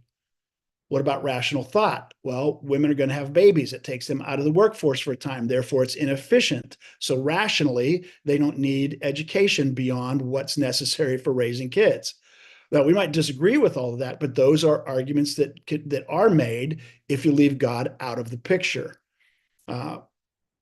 Now, there was a study that was recently done that attempted to demonstrate that you can take God out of the equation and people would still hold to a morality that is of the same standard that we might get from God. What they did is they took a group of people, religious people, people who confessed a faith in God, were highly involved in their faith, and they asked them this question. They said, assuming God does not exist, would you still think stealing is wrong? And overwhelmingly, the people said, yes, I would think it's wrong. Well, the conclusion the researchers reached was you don't need God to develop a sound moral ethic, and could even develop an ethic that could be called theistic or biblical or Christian. Well, here's the problem with that conclusion. You're asking people who proclaim a religious perspective to imagine their morality without God. Even though they now leave God out of the picture, they've already been steeped in that moral framework. It is where their answers already come from. You can't separate that out. They're not a blank slate. They're going to come up with an answer. Their morality has already been adopted from their religious tradition. You leave God out and the tradition still holds. They still want to honor the fact that people have property and you shouldn't take it because that's what they've always been taught. They've been taught it because that's what God has said. So we have an experiment that is trying to show you can leave God out and still keep a quote unquote biblical framework. It's what author Tom Holland, not Spider-Man Tom Holland, actually an English author, wrote a book called Dominion.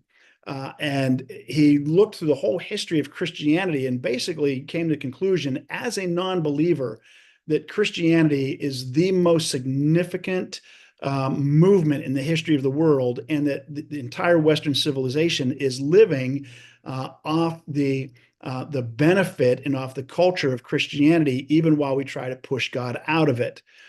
So he would say that our cultural and our moral values are by and large Christian values. They still shape our society and the world as nothing else has.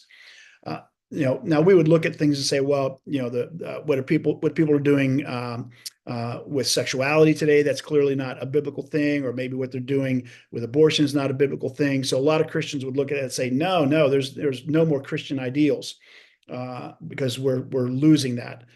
What Holland proposed is that if you look at things like the value and dignity of human beings, at the rightness of being kind, of charity, of loving your neighbor, of the desire for justice, and a host of other values in our culture, he would say that historically those things are uniquely Christian. You don't find them in other cultures and in other even other religions unless they've been borrowed in from Christianity. And so, he would say that we're living in Christianized cultures, still living out many of the Christian values that come out of the Bible, but we're trying to leave God out of the equation. And what it means is basically it's like if you have flowers and you cut flowers from their roots, put them in a vase, they look beautiful for a few days, but eventually those flowers are going to wilt and die. And so so Holland would say that what we're seeing is, as we remove ourselves from the roots of who God is, and again, this is coming from a guy who's not claiming to be a Christian, that when we remove our morality from the foundation of who God is, eventually it will wither and die. Glenn Scrivener wrote a book called The Air We Breathe, basically as a Christian dealing with the same idea, that the values we have in our culture, in the Western culture, are decidedly Christian because of who God is. And we just need to acknowledge that. That's where they come from. And it's one of the reasons why I think that many times atheists are trying to remove God from the equation, because there is a desire to be able to do whatever we want to do when we want to do it. Aldous Huxley, who wrote Brave New World, made that point of saying basically he didn't want there to be a God because he wanted to be able to have sex with whoever he wanted to have sex with. Well, he was being honest, at that point. Let me end, addressing all this and get into some discussion part, because this is, I think, best dealt with if we get to ask questions about it. I want to give you a quote from Professor Thomas Nagel. He was a professor of philosophy and law at New York University, and he put it this way in a rather lengthy quote. He said, "I want atheism to be true, and I am made uneasy by the fact that some of the most intelligent and well-informed people I know are religious believers. It isn't just that I don't believe in God, it's that I hope there is no God. I don't want there to be a God. I don't want the universe to be like that. My guess is that this cosmic authority problem is not a rare condition, and that it is responsible for much of the scientism and reductionism of our time." Let me just insert something there. Hear what he's saying. He's saying, I think the problem is we don't like having an authority over us. And so we turn to scientism, not science, but to scientism, science almost as a religion, or reductionism. We reduce everything down, and leave out who God is. So he goes on, he says, one of the tendencies it supports is the ludicrous overuse of evolutionary biology. Bruce, you ought to like that, to explain everything about human life, including everything about the human mind. He says, this is a somewhat ridiculous situation. Now, this is the money quote here. He says, it is just as irrational to be influenced by one's beliefs by the hope that God does not exist as by the hope that God does exist. Let me say that again. He says, it is just as irrational to be influenced in one's beliefs by the hope that God does not exist as by the hope that God does exist. What Nagel is acknowledging there is that atheism is actually a belief system. He's saying, I have faith, I have a hope that God does not exist. But then he says, you know what? That's just as irrational as believing that God does exist. So he's saying that both are matters of faith, that atheism is not a proven thing. It's not a scientifically verified thing. It's not an evidentially proven thing. He's saying it's a belief. It's a hope that I have that God doesn't exist. So if we bring it back around full circle to what Bertrand Russell said, in our moral decisions, if there's no God, that they are simply expressions of our desire and not fact. Thomas Nagel has said his atheism is ultimately expression of a desire that God doesn't exist. So he's acknowledging that his atheism is a belief system, something he's placing his hope in, but he's trying to live something that approximates a Christian morality without God, because he doesn't want anybody telling him how to live. He wants, what Sartre said, the freedom to choose whatever he wants to choose. So when you're dealing with somebody who would say that they're an atheist, but say that, yes, they're a moral person, they're a good person, I would say, yeah, agree with him. Yes, you are a moral person. You have a morality, an ethical framework that you believe in and you try to live by, but you have no basis for it. It's only your own desire. And you can't tell anybody else that what they think or believe is wrong. It might be wrong for you, but you can't tell them that they're wrong. Usually you get in those conversations with people, they don't want you to tell them that they're wrong. And they want to say, hey, everybody can believe whatever they want to believe. But again, going back around to the example Bruce gave, go ahead and steal something from them. And you find out very quickly that they determine, no, that's wrong all the time. And so they're saying there is a higher law, that they're being contradictory in their own life. Their own life doesn't fit what they say they believe. So intellectually, they're telling themselves, oh, I can do what I want to do because there is no God. But in reality, as they live out life, it's lived out as if there actually is a God who has said these are the standards that hold true for everybody. So. Wow, thank you so much for your very clear and enlightening presentation. Sometimes these philosophical arguments are not as clear, but your presentation was so clear tonight. Our YouTube channel is very buzzing with activity. And I'll also encourage those here to pose your questions. We do have a limited time, but we'll try and get as many through. So I'll first ask you, you mentioned a lot about moral foundations. You did show that having the individual as a standard is not necessarily workable or consistent, and you also mentioned society. But suppose someone argues that it's not necessarily one society's view or the individual, but what about the concept of the common good?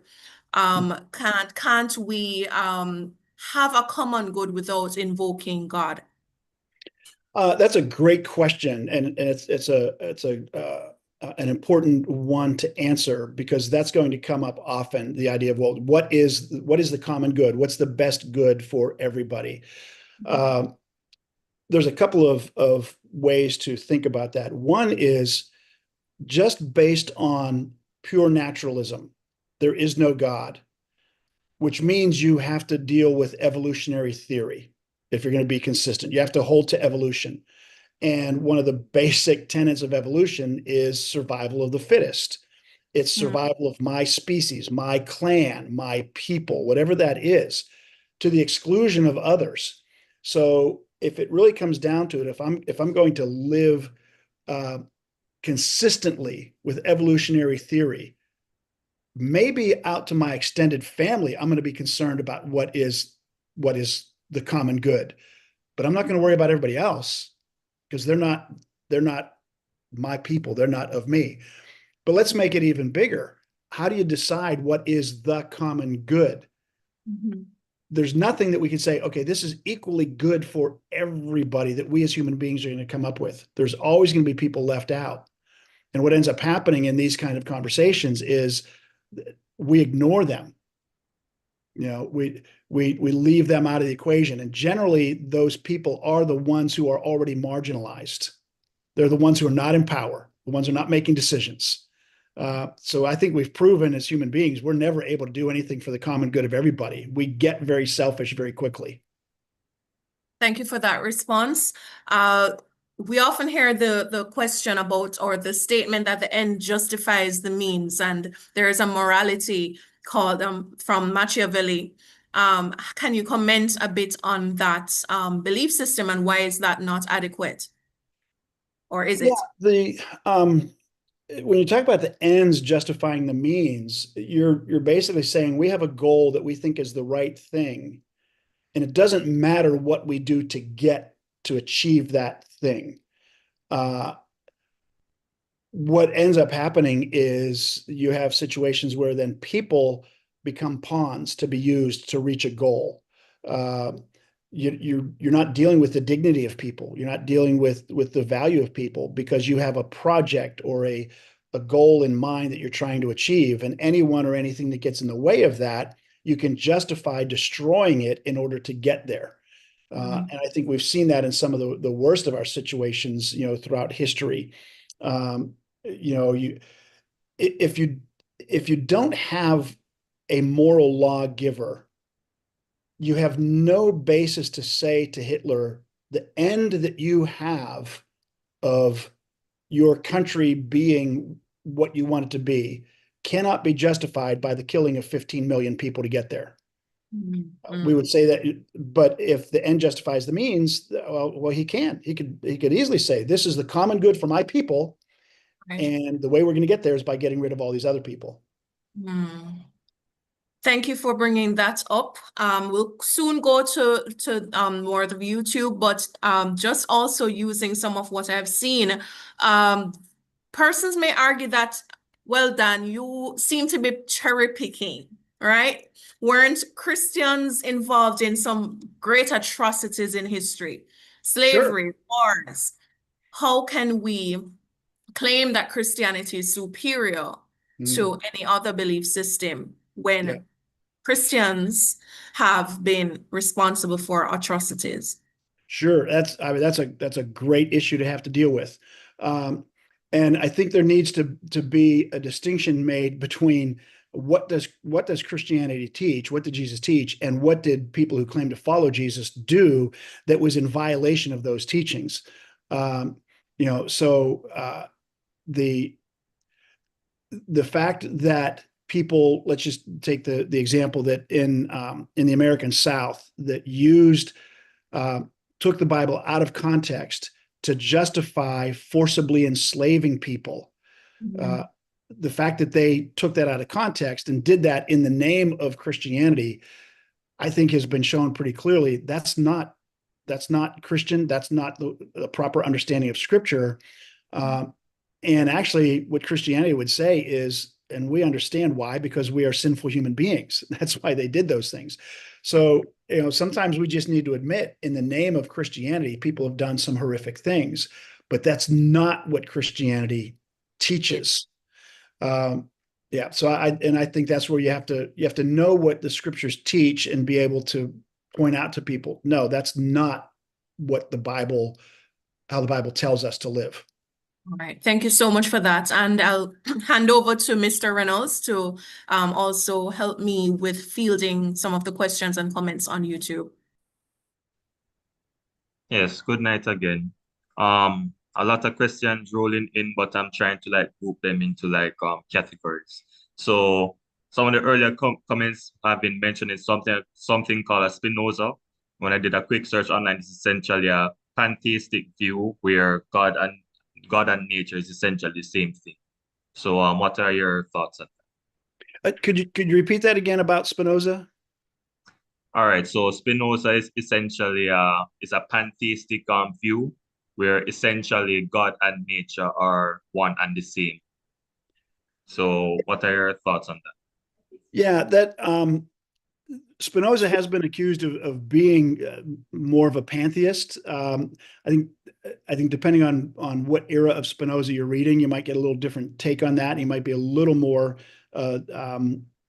traditionally monotheistic. But even if you take a pantheistic view, you're still saying there is something higher than us. There is some existence that is above human beings that would in some way dictate this is how life should be lived. This is what is right. This is what is good.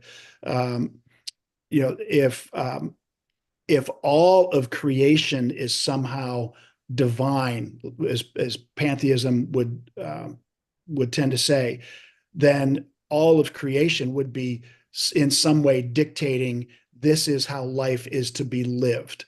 So you still have somebody above you. You're not autonomous. You're not a law unto yourself, even in a pantheistic setting. All right. So just piggybacking on that then, so is Christianity's moral standard then really unique? So why can't we just choose pantheism instead, or Islam or Mormonism? Yep. Yeah, and I think going back to what I said, both from Tom Holland and from Glenn Scrivener, when you look at comparing Christianity historically to pretty much every other religion, faith movement, it really is only out of Christianity that we get the virtues of charity, kindness, loving your neighbor, loving your enemy.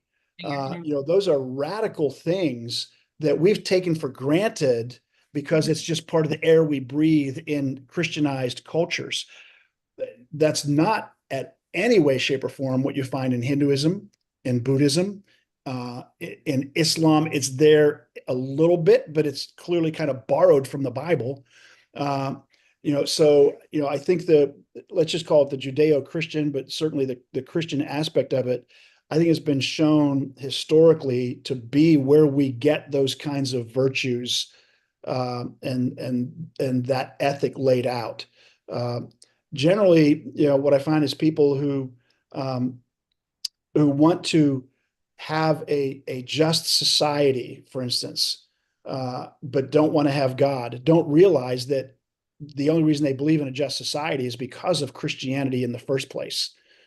So I think I would just keep going back historically. It's just kind of shown these Western values that we now have just accepted as societal values are uniquely Christian. And we've accepted those as being the highest ideal. We just forget where it comes from. Thank you for that. Are there any other comments that you'd wish to highlight, Mr. Reynolds? No, I would just in terms of where to look for some more resources, I would just direct people to the Oxford Center for Christian Apologetics website. It's just theocca, THEOCCA.org. There's lots of courses, a lot of free resources. There's a lot of things for both the stuff Bruce was talking about with science, with philosophy, with culture. And it's a great place if you really want to dive in to apologetics and be able to engage people evangelistically. I just say go to theocca.org.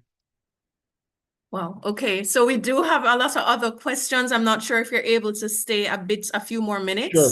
Happy to. Okay, wonderful. Did you have anything else that you wanted to highlight, Mr. Reynolds? Sorry, my husband is reading some comments. Okay. Okay.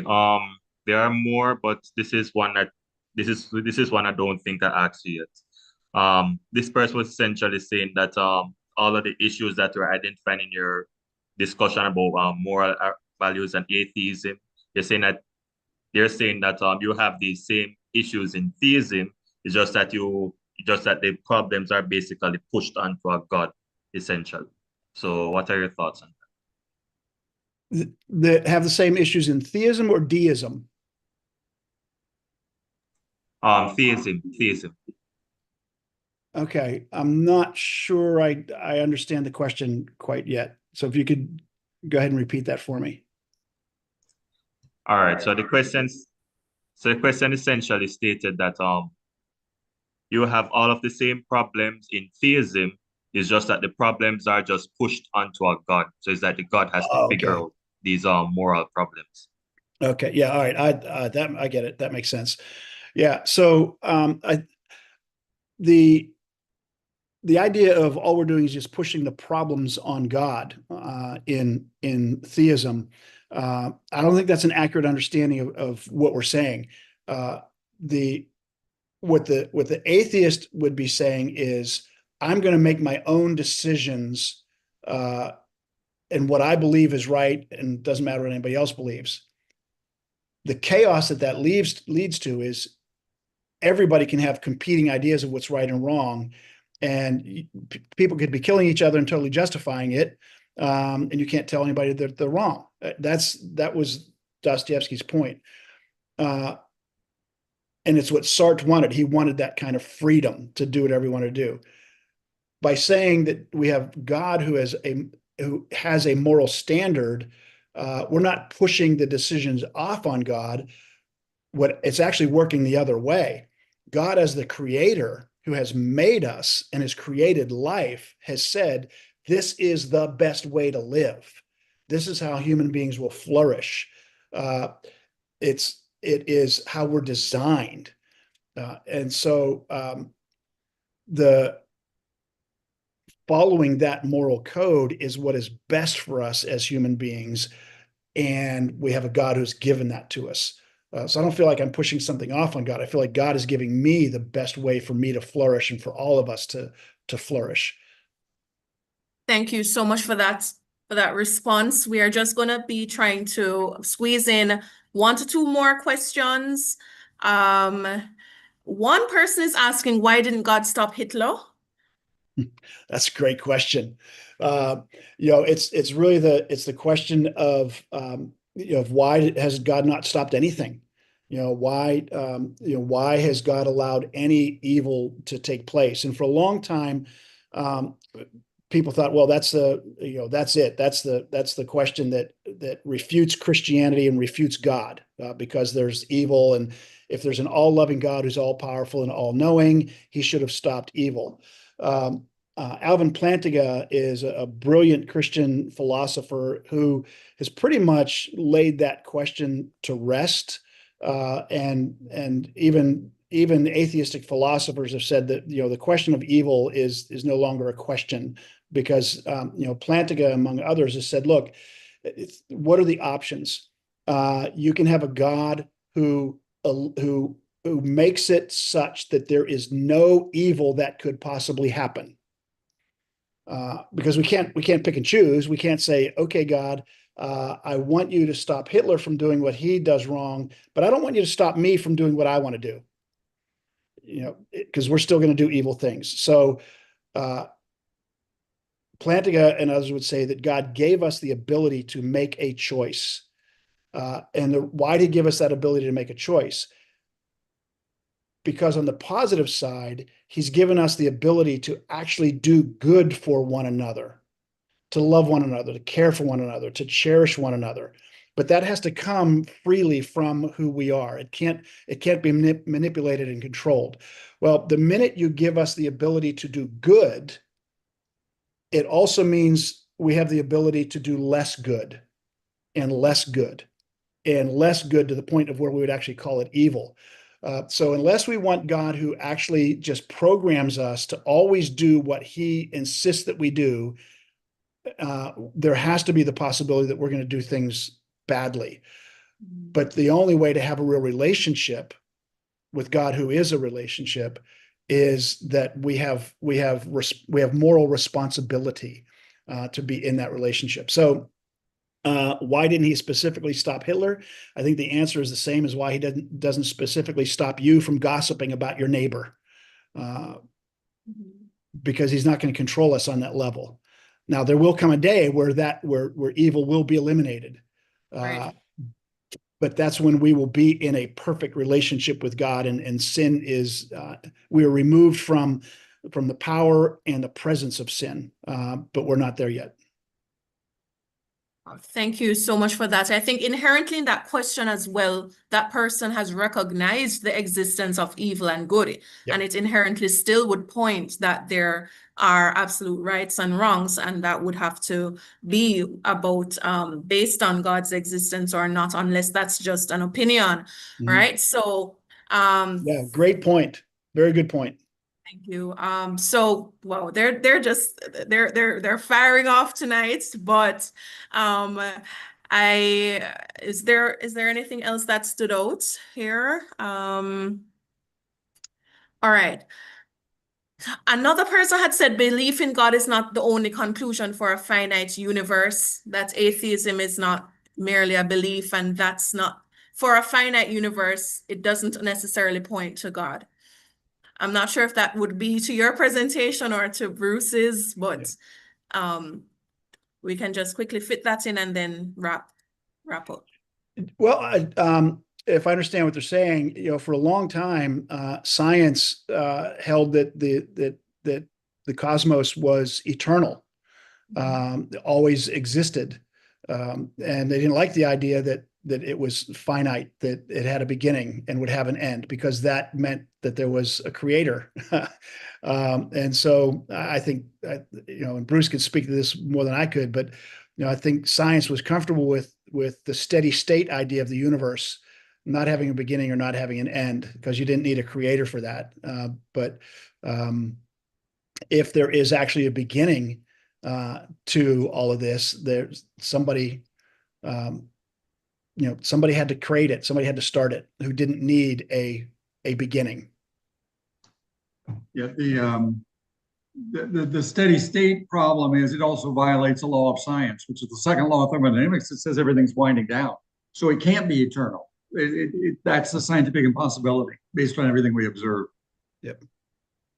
All right. So it's either you're going to say that there's an infinite alien out in outer space that planted life here, or something has to be eternal, or we're going to go in infinite regress. Well, the interesting thing we see all around us in popular movies and popular culture is the multiverse. Yeah. The idea that there's an infinite number of universes. And with the mathematical concept of infinity, everything is possible, no matter how impossible, because there's an infinite amount of time, an infinite number of universes. The problem is, and I hope your students can understand and articulate this, there's no way to test it, no way to see it, no way to observe it, no way to know it exists, multiple universes. So the sad state of affairs is the culture is increasingly believing in something that's unknowable, unseeable, untestable, unreachable, instead of believing in God. It's just a substitute for God.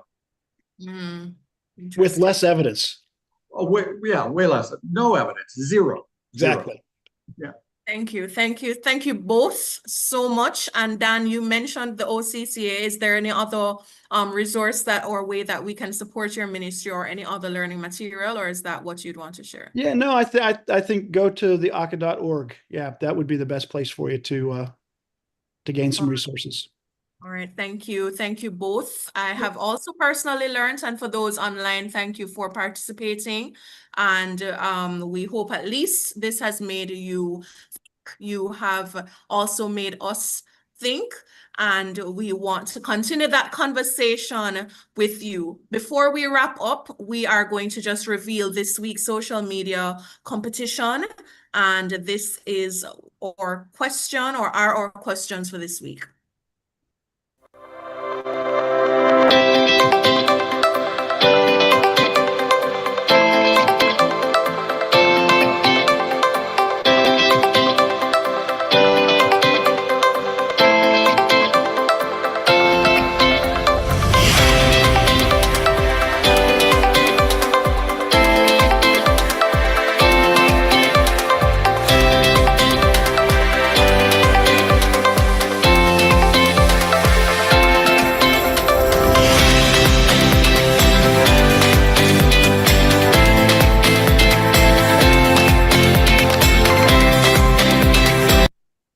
So thank you. If in case that you did not actually see the questions, we have 3 possibilities for you to answer.